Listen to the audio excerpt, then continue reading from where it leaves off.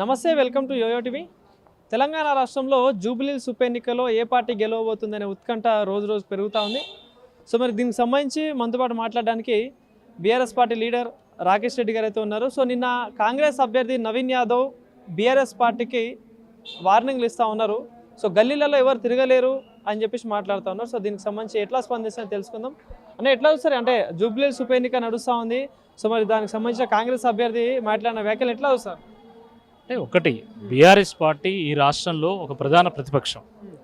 అంటే ప్రజల గొంతుక, ప్రజలకి ఏదైనా కష్టం వచ్చినప్పుడు ప్రభుత్వాన్ని నిలదీసేటువంటి ఒక రాజకీయ పార్టీ. ఆ రాజకీయ పార్టీ యొక్క కార్యకర్తలను, నాయకులను మేము తిరగనీయము అంటే ప్రజలే దానికి సమాధానం చెప్తారు కదా. అంటే నువ్వు ఏమి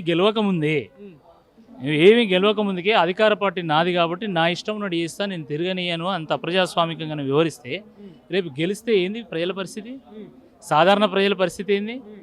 కాబట్టి దానికి తగ్గట్టుగానే అక్కడ జూబ్లీహిల్స్ ప్రజలు తీర్పునివ్వబోతూ ఉన్నారు. ప్రజాస్వామ్యంలో ఎవరైనా పోటీ చేయొచ్చు, ఎవరైనా క్యాంపెయిన్ చేయొచ్చు, ఎవరైనా ఓట్లు అడగచ్చు. ఈయన ఎవడండి నాకు ఆపడానికి? నాకు అర్థం కాదు. మొన్నటి దానిక బీఆర్ఎస్ పార్టీ ఈ రాష్ట్రంలో అధికారంలో ఉన్నది, ఆయన మర్చిపోతున్నాడు. ఇదే నియోజకవర్గంలో 3 సార్లు బీఆర్ఎస్ పార్టీ తరఫున మాగంటి గోపీనాథ్ గారు ఘన విజయం సాధించిండు. ఆ విషయం కూడా మర్చిపోయిండు. ఈరోజు నేను ఏదో కాంగ్రెస్ పార్టీ అధికార పార్టీకి సంబంధించినటువంటి ఎమ్మెల్యే క్యాండిడేట్ను నేను దాదాగిరి చేస్తా, నేను గుండాగిరి చేస్తా అంటే గుండాలు దాదాలు ఈ జూబ్లీహిల్స్కి అవసరమా, లేకపోతే ప్రజలతోని మమేకమయ్యేటువంటి ఒక ప్రజానాయకుడు అవసరమా అనేది తప్పకుండా జూబ్లీహిల్స్ ప్రజలే తెలుసుకుంటారు. అంటే ఇప్పటికే జూబ్లీహిల్స్లో క్యాంపెయిన్లో తిరుగుతూ ఉన్నారు. సో ఎట్లా ఉంది మరి ప్రజల్లో స్పందన ఎట్లా ఉంది? తప్పకుండా ప్రజల్లో అద్భుతమైనటువంటి స్పందన ఉంది. కాబట్టి ఒక్క ఆడబిడ్డ మీద ఈరోజు 100 మంది కాంగ్రెస్ పార్టీ ఎమ్మెల్యేలు, ఎంపీలు, చైర్మన్లు అందరూ కట్టగట్టుకొని వచ్చి జూబ్లీహిల్స్లో మా కమిషన్. లేకపోతే వీళ్ళ విధానాల మీద, వీళ్ళ పరిపాలన మీద, వీళ్ళ రాజ్యం మీద వీళ్ళకి నమ్మకం ఉంటే అంతమంది అవసరమా అండి? ముఖ్యమంత్రి గారు వస్తారట ఇప్పుడు చీఫ్ క్యాంపెయినర్గా.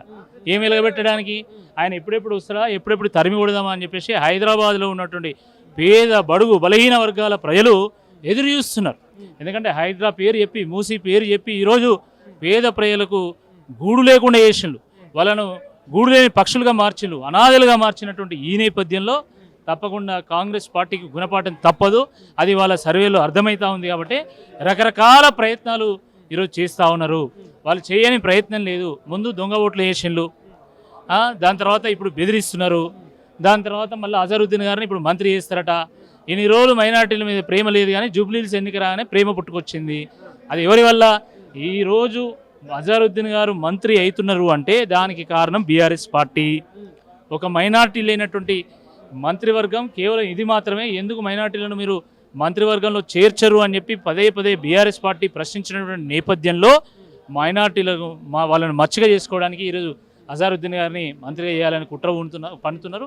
ఇది జూబ్లీహిల్స్ ప్రజలకు తెలుసు, జూబ్లీహిల్స్లో ఉన్నటువంటి మైనార్టీలకు కూడా తెలుసు.